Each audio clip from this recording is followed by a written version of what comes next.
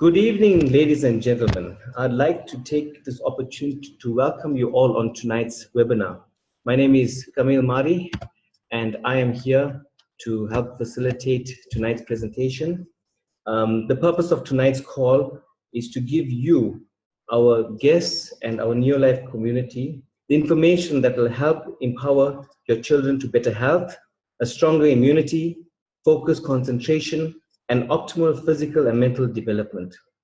Here at Neolife, we're on a mission to make the world a healthier and a happier place and to end the trend of chronic disease.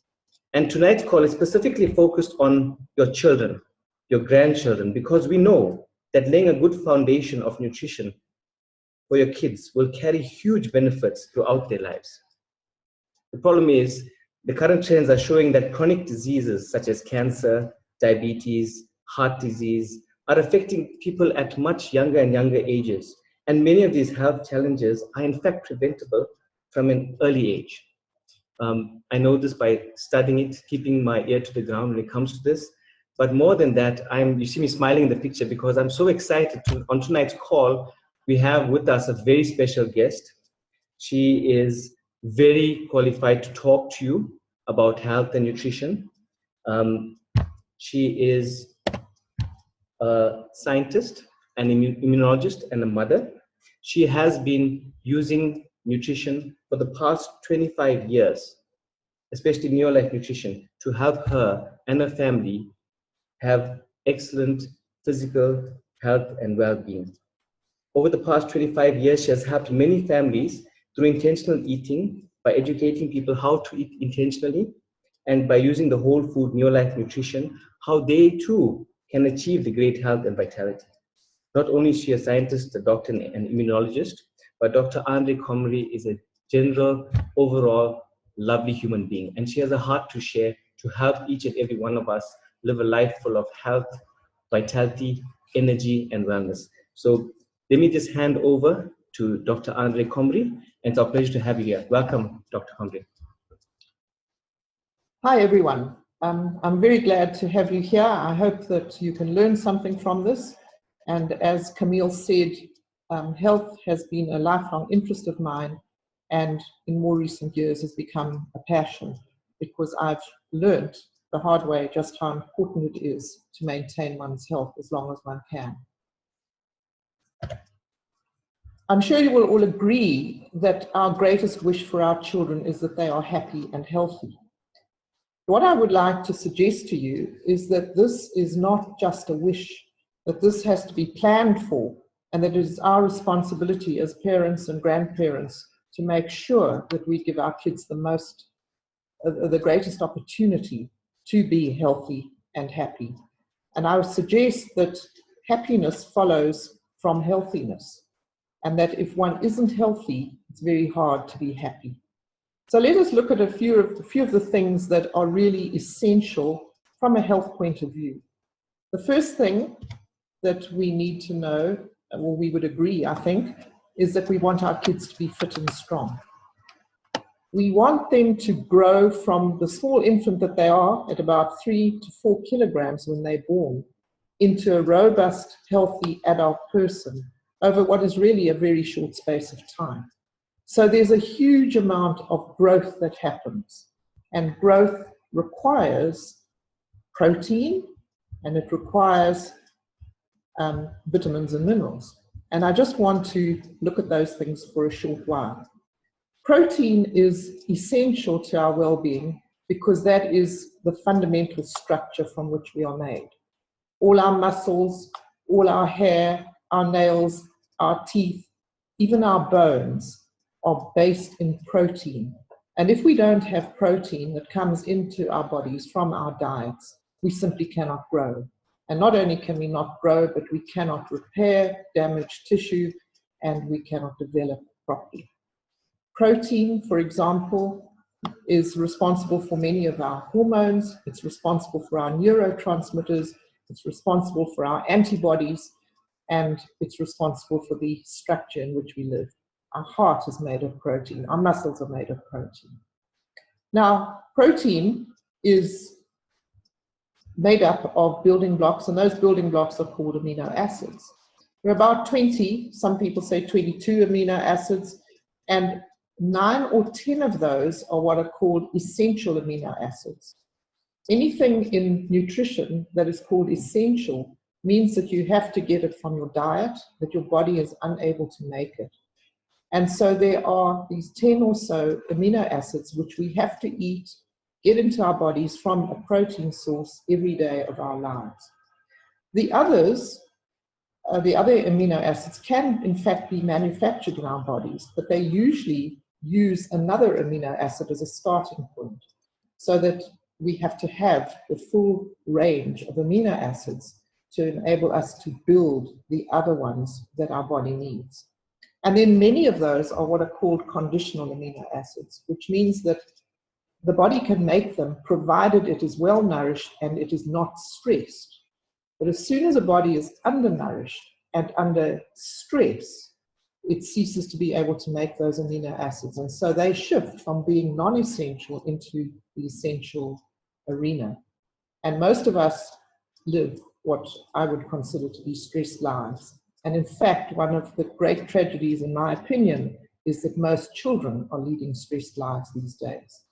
The expectation placed on children to perform, to do more than is reasonable in a day, to take on more activities than is reasonable, is huge. And we expect our children to live under these conditions, which is extremely stressful to them. We need to make sure that they are properly nourished with a full spectrum of all the amino acids, including all the essential amino acids, in abundance, so that their bodies can do what their bodies are designed to do. It is my opinion, and based on research and so on, that our bodies are amazing, that they are designed to grow, they are designed to repair, they're designed to reproduce, they're designed to do all sorts of things. But in order for them to do that, they have to be supplied with the tools that are required. And protein is a fundamentally important tool. Now, I'm sure you all know that protein is important, and I'm sure you all make sure that your children get protein on a regular basis. But I'd like you to consider what protein it is that they're getting. There are children whose source of protein is Vienna sausages, for example. Now, Vienna sausages are so processed that it's hard to believe that there's any nutritional value in a Vienna sausage. But for some children, that's their protein intake of the day. There are some children who get fish fingers as their source of protein. The fish in a fish finger is a very small percentage of the fish finger. Most of what they're getting is batter, it's deep fried. The fish is very white fish. It's got protein in it, but it's not the most nutritious fish on the planet. We don't know where the fish comes from. It may well be contaminated with heavy metals and so on. And so there are children whose daily diets, while given with the best will in the world from their parents, are in fact short on protein. So we've got to pay attention to that. There are other things that one also has to consider, and that is children are picky eaters. And we tend to give in to their pickiness rather than on insisting that they in fact eat what is important for them to eat. And I think we've become very permissive as parents these days. When I was growing up, which granted was a long time ago, a plate of food was put in front of me, and if I did not eat that food, there's no dessert afterwards. Dessert was not in fact sweets and ice creams and so on. It was fruit. But there was a consequence for not eating the food that my mother considered to be essential for my health and well-being. We tend these days to give in to the demands of the child, and many of those demands are based on really flawed advertising that is directed at children by the food industry. The second thing that they need is the vitamins and minerals. Vitamins and minerals are absolutely vital for every function that the body undertakes. And vegetables are a major source of these vitamins and minerals. So every single reaction that takes place in the body, the only way that the body can make the non-essential amino acids, for example, requires enzymes. These are the molecules that drive every process in the body: digestion, growth, the movement of your muscles, everything of just literally everything that goes on is facilitated by enzymes. And enzymes are, the bulk of the enzyme is in fact a protein molecule. But most enzymes have attached to them parts of vitamins and minerals, and those are essential for their activity. So if you are short of vitamins and minerals, the protein, which might be there in the required amount, is not able to perform the functions that it needs. Then there are other minerals that we need. For example, calcium is essential for the building of the bones and the teeth. And if you don't get enough from your diet, then the density, the strength of the bones is compromised. Your blood cells, every single blood cell is filled with the red-colored pigment, which is what carries oxygen, and an essential component of hemoglobin is iron. So if you're short of iron, you cannot make the hemoglobin and you become anemic, and so on. So the source of these is vegetables, and this picture is a fairly typical picture for many households, where there is a plate of vegetables which are important for the child to eat, but to get the child to actually eat them is in fact another matter altogether. But let's assume that the child is happy to eat vegetables. Where did you get those vegetables? Did you grow them in your backyard with natural fertilizers, or did you buy them from the supermarket? I'm not challenging you. I buy from the supermarket. We don't really have many alternatives in this day and age. But who grew those vegetables? Where were they grown? What was the soil like that they grew in? How long ago were they grown? How long have they been in storage? We don't know the answers to any of those questions. So by the time we get the vegetables and we bring them home and prepare them for the family to eat, we are really not certain whether they contain the goodness that we expect from the vegetables that we are supplying.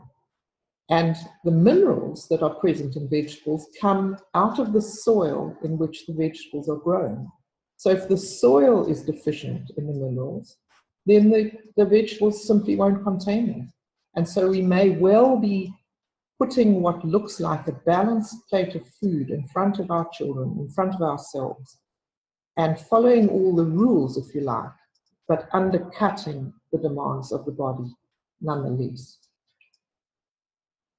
So that is basically for the building of a strong, fit body. We need protein and vitamins and minerals. Other things as well, but this is just a brief overview.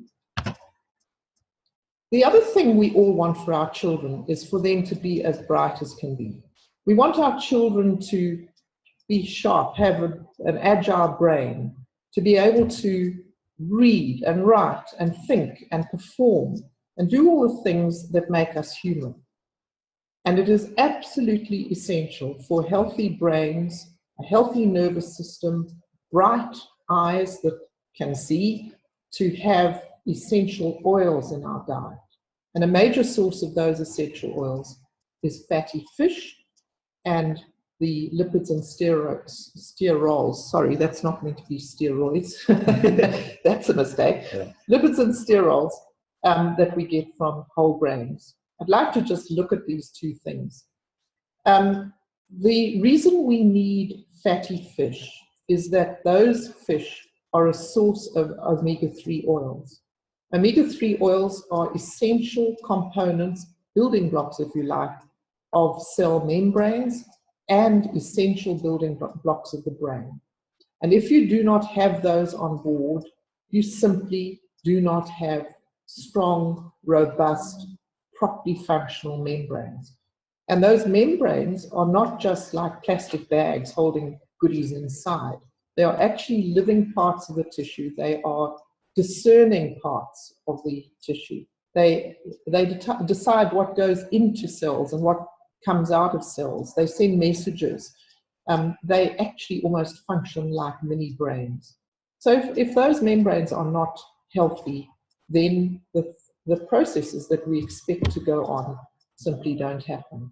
And so children who have been short of omega-3 oils during development, it has been proven, it's been measured, have smaller brains than children who have had diets rich in omega-3 oils.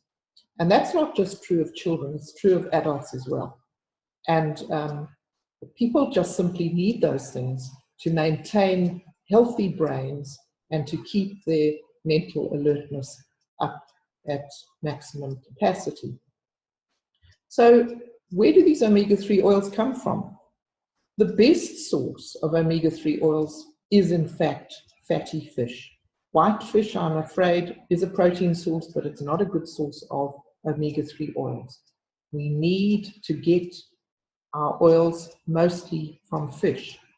I know that people say that flaxseed oil and nuts and so on are also a supply of omega-3 oils. That is true, but not completely accurate. And the reason for that is that the oils that come out of those seeds have to be modified within the body through several enzymatic reactions before they get to the point that the oils that we get in fish have reached. And that is often compromised. And so you simply do not get the high enough levels of the omega-3 oils that are essentially important, DHA being one, which is a fundamental unit of the brain. It simply doesn't happen unless you consider getting it from fatty fish. Problem with fatty fish is that it's in the fat that all the toxins, the heavy metals, all the bad things that are polluting the oceans get stored. And so one can get fatty fish, but if you are eating those that have not been checked for purity, you are probably taking in more toxins than you need. And those, in fact, negate the goodness of the fish. So you have to make sure that the oils, the omega-3 oils that you are getting from fish, come from fish that are non-toxic, that have been tested for that purpose. And that is a challenge. I want to just digress here and say that one of the most important periods in a child's development is obviously when it is still in utero. And at that point, what the mother is supplying the child is all that the child gets. The fetus is basically parasitic on the mother, if you like. And if the mother is not getting in all the nutrients that she needs for her own use, and on top of that, the nutrients that the growing fetus needs, the fetus will scavenge, take from the mother what it needs. It acts as a parasite. And so if the diet of the mother is short on the omega-3 oils, the fetus will source them for its own development from the greatest source of omega-3s in the mother, and that happens to be her brain. And so the mother's brain will be leached of omega-3 oils. And the thinking, there's a strong correlation between low omega-3 diets in pregnant women and the incidence of postpartum depression after the baby is born, because the baby has used too much of the omega-3 oils out of the mother's brain, and she is left deficient of those oils. And that one of the symptoms of a deficiency in omega-3 oils is, in fact, depression and other mental conditions. So we need to make sure that our kids are getting fatty fish. I don't know how often you feed your kids salmon. Mine never had salmon cross their lips. We barely have salmon cross our lips. Pilchards are a good thing. Sardines are a good thing. I could have fed them that, but neither their father nor they would allow me to bring them across the threshold of the house. So I had to make another plan to make sure they were getting the omega-3 oils. Then just briefly about the lipids and sterols that you get from grains. The problem with grains in our diet is that they are all refined. So the germ, which is the fatty part of the grain, is removed for ease of milling and using white flours and so on for baking and so on. And so the good part of the grain is removed, and I've been told on good authority that it's fed to livestock. But in the germ of the grains are these oils called lipids and sterols, and they are also fundamental building blocks of membranes. And if we do not have them on board, our membranes are compromised, as I said before, for the omega-3s, and we just don't function as well. And we also have faulty energy production if we are short on lipids and sterols. The third general category is that we want our kids to be healthy. And I will tell you in a short while the story about my own kids, and I can assure you that when your kids are not well, the household suffers. Sickly kids are unhappy kids make for unhappy parents, and that's simply not something we want for anybody. In order to keep healthy, our kids need strong immune systems. And in order to have strong immune systems, in addition to the protein and the other things I've already mentioned, we also need antioxidants, and those come from fruits and vegetables, particularly the bright red, orange fruits and vegetables. And surprisingly, I've put there fermented foods, and I'll talk a little bit about that in a while. As far as the proteins are concerned, one of the aspects of our immune system is antibodies. Those are made out of protein. So if our bodies are not able to make antibodies when they are challenged by an infection, we simply succumb to the infection. On the other hand, if we have enough protein on board and our immune system is strong, it quickly mounts an antibody response to any invading organism, and it gets rid of it, and we get over the problem quickly, if indeed we catch it at all. And then the antioxidants, the carotenoids, have been proven to stimulate the cellular immunity within our bodies. These are cells called T lymphocytes, whose job is to go around like military police, basically, to seek out the troublemakers and basically get rid of them. So we need the fruits and vegetables, and we need the fruits and vegetables in high quantities. The recommendation is that you get 9 to 15 servings per day of a variety of fruits and vegetables. I've known this for a long time. I believe it is true, but I know for a fact that I find it almost impossible to get us as a family to eat 9 to 15 servings per day of a variety of fruits and vegetables. And so I know that it simply doesn't work for us. Maybe it works for you, and if it does, I'd be happy to hear how it does. But I don't think I've ever spoken to anybody who actually can say that that is true for the diets that they eat. We also are spoiled for choice these days. And so we can eat the same fruits and vegetables every single day of our lives, no matter what the season. You can put green peas on the plate every day. Almost never are they fresh. They are either canned or frozen, but they can be there every single day. We can put potatoes on the plate every single day. And maybe we'll put carrots or butternut on the plate.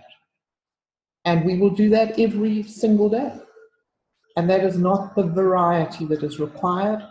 And certainly the peas and the potatoes are not a source of the carotenoids, which are these chemicals that we require for strong immune systems. The other thing that is currently a hot area of research is the health of the gut biome. Those are the microbes that live in your gut. In an average adult, I don't know if you know this, if you measured the full amount of DNA, that is the genetic material of all the bacteria that live in the gut, and weighed it out, and you measured and weighed out the DNA in the cells of the adult human, the gut DNA would outweigh that of the human being. So we have got these fellow travelers that are in fact playing an enormous role in our health and well-being. It used to be thought that they were just there for the ride and nothing else. We now know that we have basically evolved together and that they are essential for our health. Some people refer to the gut microbes as the second brain, and others refer to the gut microbes as our major immune system. So we have to make sure that these are healthy. And unfortunately, in our modern lives, that is unlikely to be the case. We don't eat fermented foods. Yogurt might be considered a fermented food, but if you buy commercial yogurt, most of them do not have live bacteria in them. Those that do have live bacteria have them in such low numbers that, in fact, they hardly make a difference. We use antibiotics with gay abandon. We use bactericides in our dishwashing liquids. We have chlorine in our water. We do any number of things which are hostile to bacteria. And most of us have compromised gut bacteria unless we do something about it actively. Another thing that is worth commenting is that women who have been on the contraceptive pill before falling pregnant have compromised gut bacteria. When they give birth to their babies, an important aspect of being born is that the baby, who is basically sterile while inside the mom, gets colonized with the bacteria of the mother on the way through the birth canal. And if the mother's bacteria are compromised, the infant's bacteria will be compromised. So women who've been on the contraceptive pill need to make sure that they have colonized their guts properly prior to giving birth. Then the other thing, which is a major issue in our society, and in fact it was true for both my children, is that babies that are born by cesarean section do not get colonized by the mother's bacteria at all, because they are removed in a different way during a sterile procedure to keep the mother from getting infected.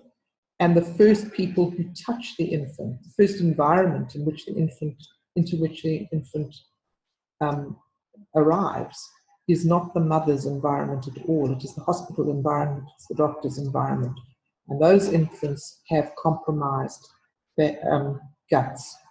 And it has been found that people with poor gut bacteria are much more susceptible to infections. They are much less robust. Their health is compromised. And my children suffered that fate exactly. And I'll describe that briefly in a moment. Then finally, and I'm not going to talk a lot about this, but we want our kids to be clean. But we have to understand that they must also get dirty. Kids need to play out in the dirt. They need to be exposed to bacteria. They need not to live in sterile environments. And it is a known, measured fact that children that grow up on farms have much stronger immune systems than children that grow up in cities. And in fact, children that grow up in cities are basically immunologically weak. And the reason for that is that their environments don't challenge them as they're growing up. They aren't exposed to bacteria. Their immune systems aren't required to become strong and robust. And their environments are, for many people, their environments are kept sterile. Mothers spray the toys with disinfectants and they bath the children in disinfectant soaps, and they wash the dishes in disinfectant dish washing liquids. And the children simply are not given the opportunity of building strong, robust immune systems. We're doing them a great disservice by doing that. But I'm not talking about cleaning products at the moment. Now, just a story of my own two sons. I was first introduced to these products 25 years ago. At that stage, my children were about 8 and 5 years old, and I had been tearing my hair out about their health. As you heard at the beginning, I'm a scientist by training. I know about balanced diets. I know about the body being able to do what it needs to do. My children were fed extremely carefully. They were not given sugar for years. The only time they started getting sugar was when they were exposed to the greater world, so to speak. They were very carefully fed, I thought. But they were sickly. They just caught every single infection that was there to be caught. And we camped out at the doctor, spent a lot of time with the ENT specialist. They had grommets, they had adenoids, they had tonsils, they had everything, you name it. And it was very challenging for us because one or the other or both of them was ill almost all the time. I was then introduced to these products actually for a different reason. But when I discovered them, I decided to try them on my children. So here I was, feeding them what I thought was a good, healthy, balanced diet, and even I decided that I would try to use supplements and see what happened. And the transformation was remarkable. One doesn't always notice the change in things because life just slowly, well, not so slowly for us, but it's just becomes different. And you don't actually remember that it was bad before. But my eldest son went to his dad and asked him to please take him to the shop to buy some sweets. Now that was, in our family, a very, very unusual request. So his dad asked him why he wanted to do that. And he said, well, every time I went to the doctor, he gave me a sweet after the consultation. He has done such a fine job at making me well again that I would like to take him a gift of sweets to say thank you, which his dad helped him to do. He never put two and two together, of course, and realized that it had nothing to do with the doctor. He'd been with the doctor for 8 years by then and had never got better in terms of not continuing to catch every bug that was going around. But when we started supplementing his diet with vitamins and various other things, he did, in fact, get better. And the only time he ever saw the doctor again was on an occasion when he fell off his bike and broke his arm, and he had to go and have his arm set. And so as I mentioned before, both my children were born by cesarean section. And so now I know that they probably were susceptible to all these infections because they had a compromised gut. And when I started giving them the supplements that kind of restructured their diet, made sure that there were absolutely no gaps in their diet, their bodies were able to do what their bodies knew how to do, and they became healthy, confident, capable kids. The other thing that we did was to introduce a protein, a better protein into their diet. They still ate the normal food, they ate the normal breakfast and so on, but I added to their breakfast a protein drink. And And that made all the difference in terms of their capacity to deal with the day. They didn't get crotchety and crabby. When they came home from school, there was enough time for me to put a proper meal in front of them instead of them wanting something immediately that was almost invariably not ideal, and then not really wanting to eat the proper food. And so it was a transformation for their health, and consequently it was a transformation for our lives at home, because healthy kids are happy kids. And so we went from being these really less than properly functioning children into robust, healthy, functional, happy, well-behaved children. And it was really a worthwhile transformation from my point of view. So you might want to know what it is I used. And so there are a few products, and these are from the Neolife range. The Neolife range is the range that I've used for 25 years.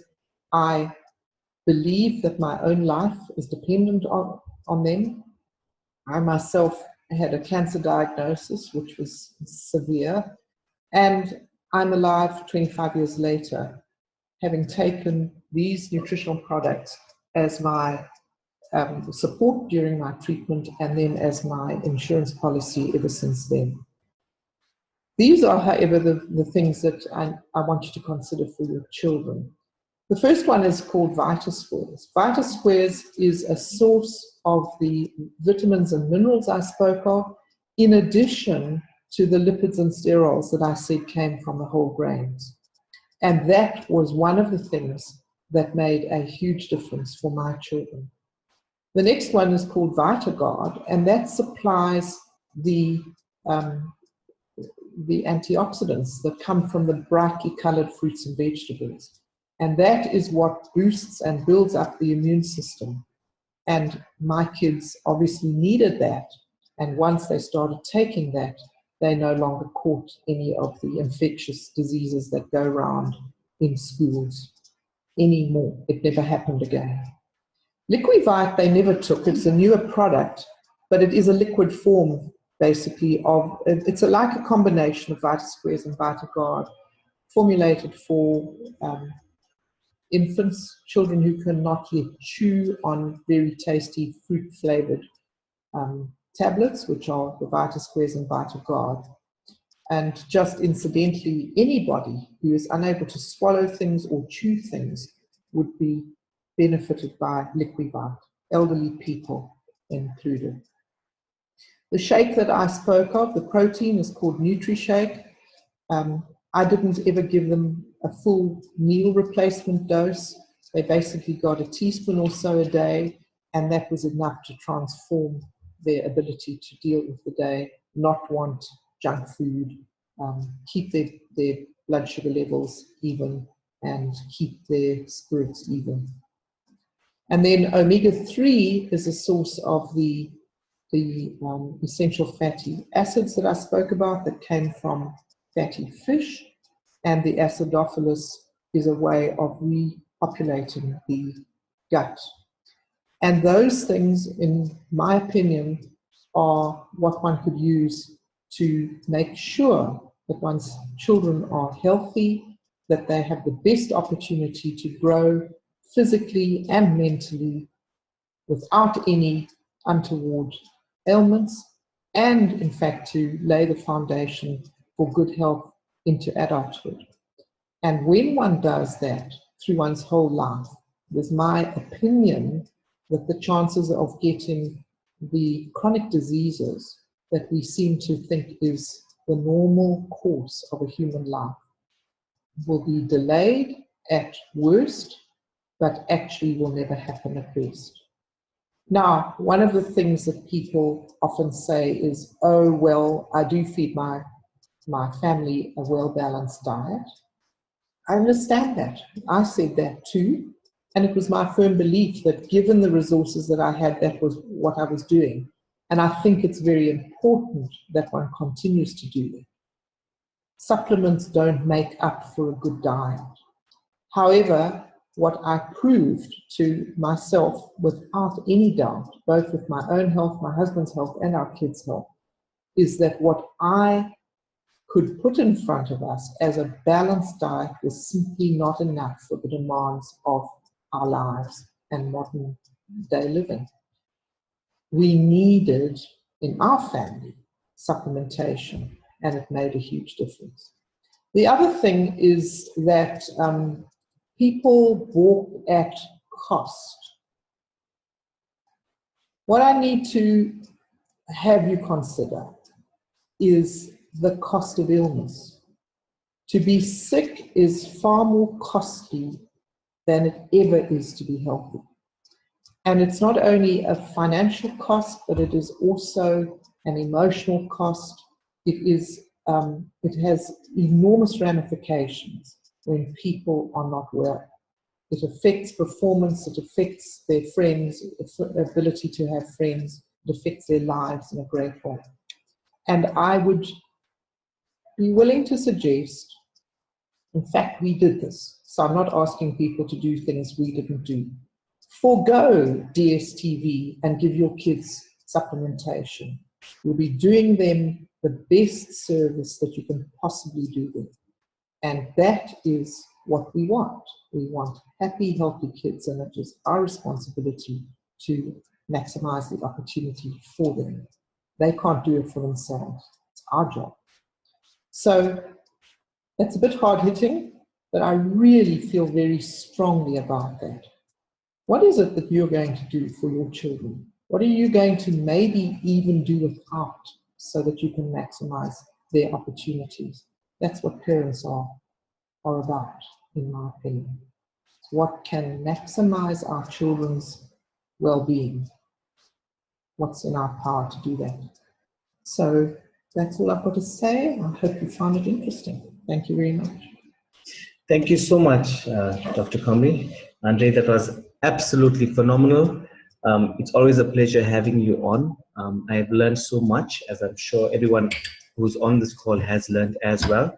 Thank you for coming through and giving up so freely of your time to help us learn more about our health, our children's health, and the role that good nutrition plays in helping our kids live the best lives possible. I mentioned earlier on the call that we are on a mission to make the world a healthier and a happier place. And we believe we can end the trend of chronic disease. You know, it's my firm belief that human beings were not designed to be sick. We've been designed to live with health, vitality, and energy. Now, how do we go about achieving this mission? We achieve this mission by, number one, educating people. There's three ways. Number one is educating people. I'm sure all of you on the call have learned something that's going to impact your life, some kind of education that's come. So now you look at food differently. You look at your dietary choices differently, right? The second way we do this is we provide people a solution. We teach people how to eat intentionally and how to teach them how to bridge their dietary gaps, making them aware of what gaps exist and how to bridge it, and how we can bridge that through proper eating, proper food choices, and if they can't do that, through the Neolife whole food nutritional range that Dr. Comrie has spoken about. And the third way we achieve this mission is by building a community of people that are benefiting from the Neolife nutrition. Why? Because we know that we can't achieve this mission on our own. So we are asking you to share what you learned on the call tonight with the people you love, the people you care about, people that you think may benefit from this information. And if you are someone who has experienced the benefit of Neolife nutrition, we want you to share your story with the people around you.